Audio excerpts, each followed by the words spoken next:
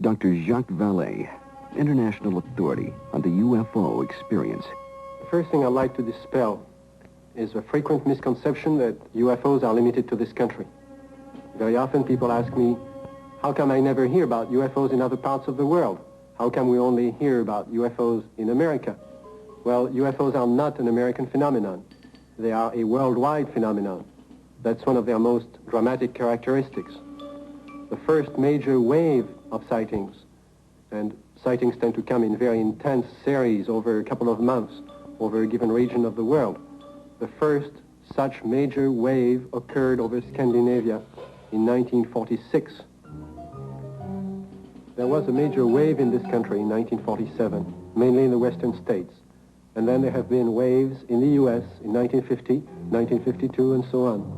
And there have been intense concentrations of sightings in Africa, in Latin America, in Mexico, in the Soviet Union, in the People's Republic of China, Australia, New Zealand, and on and on and on. I don't know of any single country that has not had a series of UFO sightings. May 1975, Manitoba, Canada. Unidentified flying objects have been reported over the small town of Carmen. The objects have been seen by many witnesses over a period of several weeks.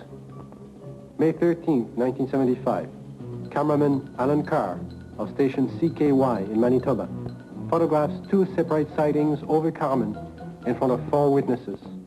The first sighting occurs at approximately 10:30 p.m. The object appears to be stationary just above the ground.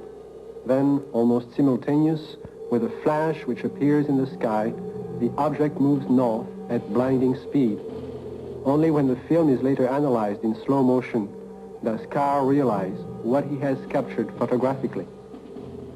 Approximately an hour later, a second sighting occurs.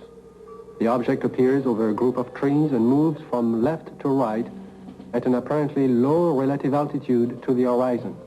Again, slow motion analysis provides a fascinating study of this unexplained event. October 21st, 1978, Bass Strait, Tasmania. A pilot named Frederick Valentich disappears after reporting a strange craft hovering above him. December 12, 1978, La Chapelle, France. A 45-year-old worker riding home observes an oval object. Together with another witness, he sees the craft hover above them. December 12, 1978, Guadalajara, Mexico. 2 luminous saucer-shaped objects are reported by residents, then by a police officer. December 16, 1978, Palermo, Italy.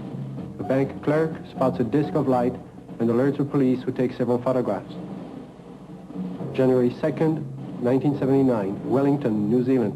A veteran pilot and a newsman film 7 objects. January 4th, 1979, Jerusalem. Police on duty see 3 mysterious objects at high altitude. January 5th, 1979, Johannesburg, South Africa.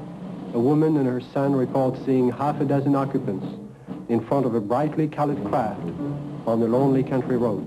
Ordinary people are seeing something all over the globe. But what have the experts seen?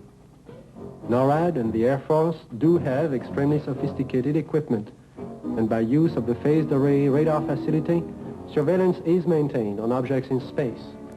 But the system is only designed to track things like rockets, satellites, and man-made debris, objects with specific trajectories and which hold an orbital or flight velocity of approximately 4.8 nautical miles per second. This system is designed to discriminate between objects in space. For example, it will ignore a meteor entering the Earth's atmosphere, but will quickly spot a satellite as it begins re-entry. Objects can also be photographed with incredible precision by the electro-optical surveillance system, and it's very good at its job. However, it's not designed to photograph everything, just specific items and particular missions. The sky is so vast, it is virtually impossible to wait for, track, and photograph all unidentified phenomena. There is just not sufficient time or budget. So it is not really accurate to say that our sophisticated equipment and personnel are able to identify and examine any and all UFOs. On the contrary, they are programmed to study man-built machines and only that